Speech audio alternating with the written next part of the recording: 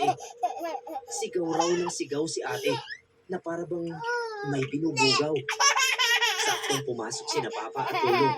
May dalang asin daw si Lolo at pinaghahagis yun sa buong sala.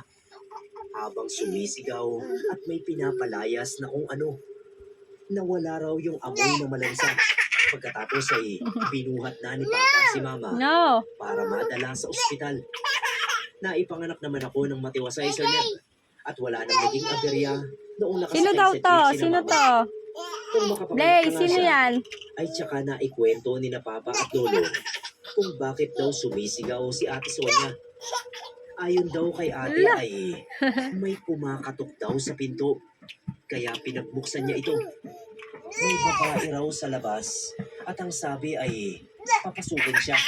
Kaya sinabi ni ate na, "Pasok ka po."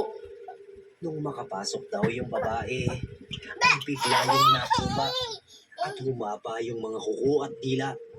Lumapit daw kay Mama, kaya pinagbabato ito ni ate. Nung dumating daw sina Papa at Lolo, ay nagtatakbo palabas yung babae dahil parang nasaktan daw ng matamaan ng asin. Yun na